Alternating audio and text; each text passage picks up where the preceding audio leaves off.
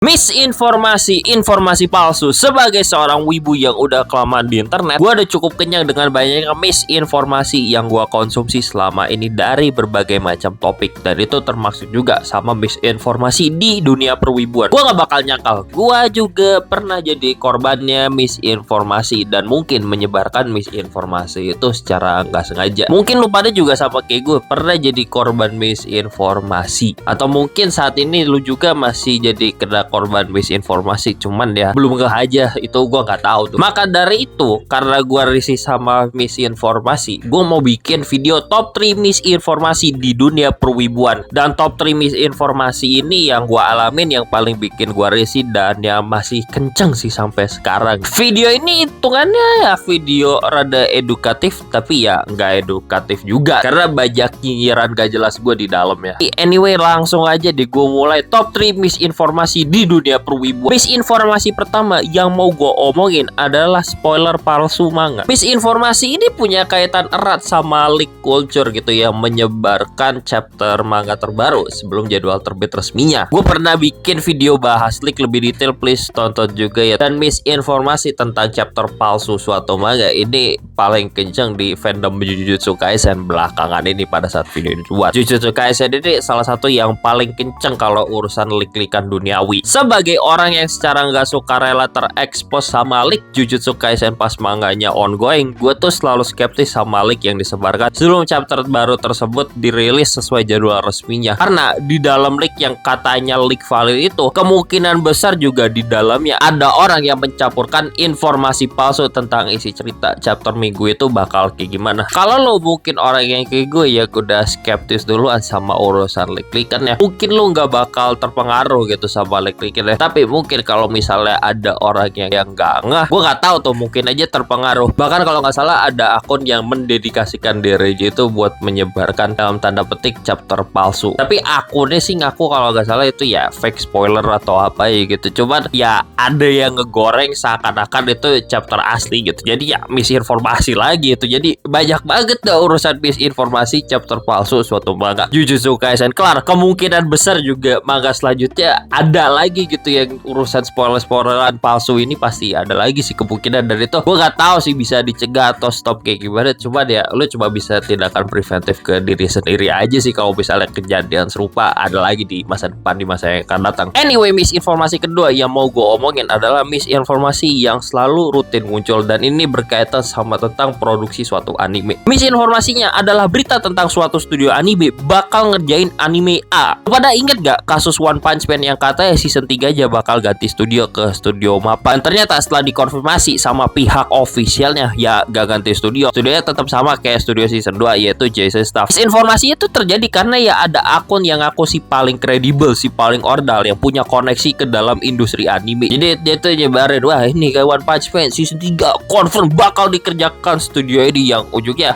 lagi-lagi kagak. Dan ini tuh informasi yang gak valid juga dari awal. Dan masalahnya ya gini ya, itu diamplifikasi, dibesar-besarin lagi sama akun sosial media gede di luar sana, sehingga bisa jadi kayak kota quotes jadul, lo bisa menciptakan kebenaran dari suatu kebohongan yang berulang kali diucapkan gitu loh. Jadi ya hasilnya kayak kasus One Punch Man ini. Bahkan kalau nggak salah sampai pihak One Punch Man-nya juga turun tangan juga karena misinformasi udah terlalu ngaco. Dan masalahnya lagi juga gini, itu selalu terjadi berulang kali gitu. Apalagi kalau kita menyangkut suatu manga, suatu light novel populer, itu klik-klikan kayak gini yang sebenarnya informasinya entah dari mana kebenarannya patut dipercayai itu ya selalu muncul. Apa ya itu yang paling kencang belakangan ini, manga Kagurabachi tuh yang katanya studio ini udah berlomba-lomba bakal ngerjain anime ini blablabla. Ini bukan rumor transfer sepak bola kayak lu ada Fabrizio Romano sama David Onsen yang beneran ada ke koneksi dunia sepak bola. Ujungnya biar kayak kasus One Punch Man ini gak terulang lagi, saran gue ya lo skeptis aja sih sama informasi yang ada di internet mengenai suatu studio ini bakal ngerjain anime ini gitu bla bla bla lah. Gue aja pengumuman officialnya gitu loh dari pihak resminya, pihak mangakanya, pihak apa aja atau apalah, pokok akun official, akun resmi. Gue gak tahu deh kalau misalnya suatu anime itu bakal dikerjain. Kabar aja santai kalau misalnya manga yang lo baca itu manga populer udah. Kalau misalnya di media sosial ada kayak akun gede gitu ngomong anime ini bakal dikerjakan studio ini gitu-gitu, padahal sumbernya masih gak jelas dan pihak sananya belum konfirmasi, pihak official ya, anggap aja angin lalu, jangan dianggap terlalu serius, udah gitu saran gue gitu loh. Dan jangan kejadian One Punch Man ini ya terulang lagi gitu loh. Kayak apa tuh, informasi palsu yang berulang-ulang gitu loh, yang entah dari mana lagi-lagi tuh kebenarannya. Dan terakhir, misinformasi yang masih kenceng di sana sini adalah animasi jelek. Itu artinya kurang budget. To be fair, masalah budget ini sebenarnya nggak sepenuhnya salah kok mengakibatkan suatu anime jadi punya animasi jelek atau apanya, karena ya urusan budget, urusan duit, lu butuh biaya operasional kayak tetek bengeknya gitu lah. Cuman gini rasanya kalau ngomong suatu animasi dari anime itu jelek, visual jelek karena kurang budget, itu rasanya terlalu oversimplifikasi masalah kompleks yang terjadi di industri anime secara keseluruhan. Kenapa suatu anime punya animasi jelek? Ya tentu karena banyak faktor yang ujungnya budget itu bukan faktor absolut mengapa suatu anime itu jadi jelek. Ada artikel menarik yang ngebahas kenapa Blue Lock season 2 nggak punya kualitas yang sama kayak season 1, dan panjang banget penjelasannya dan detail banget yang isinya. Masalah yang sangat kompleks di industri anime. Dan sekarang kita pakai nalar simpel aja, kenapa budget itu bukan jadi faktor absolut, faktor yang beneran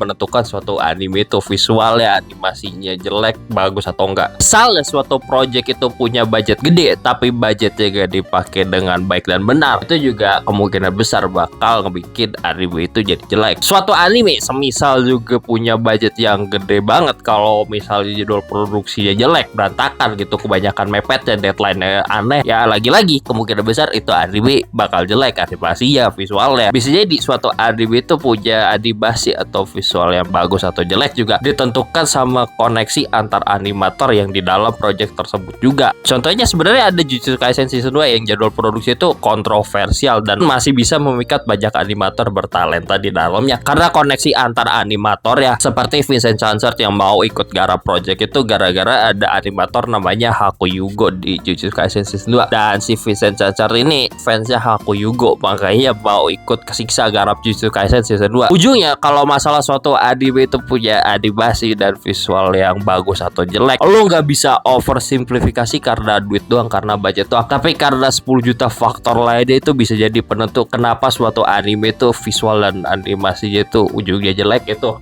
banyak banget dah tetek bengeknya dan nggak bisa di oversimplifikasi karena budget itu bukan segalanya, dan kita sebagai orang awam cuma tahu serpihan-serpihan informasi kecil aja yang ada di industri anime gitu. Dan gue nggak bakal nyangkal, gue juga cuma ngomong apa yang gue tahu aja, gue nggak tahu semua hal yang ada di dalam industri perwibuan ini. Sehingga terakhir dari gue buat penutup video top 3 misinformasi dunia perwibuan, untuk pencegah diri lo menelan misinformasi, ya saran gue sih jujur ya rajin mengedukasi diri aja sih. Misalnya lo rajin-rajin membaca artikel-artikel yang sumbernya valid atau apalah, dan membaca artikel kayak gitu juga nggak sekadar membaca, tapi lo juga berusaha memahami isinya di dalam itu membahas apa. Sering-sering skeptis lah sama kritis sama informasi yang ada di internet, jangan langsung percaya. Gini sih sebenarnya bukan buat perwibuan doang, ini basic lo mencegah misinformasi ini ya buat hal lainnya juga. Anyway gitu aja the top 3 misinformasi dunia perwibuan yang masih bikin gua risih sampai sekarang, dan ini sambatan gua ke hal itu. Jadi ya udah gitu aja, bye.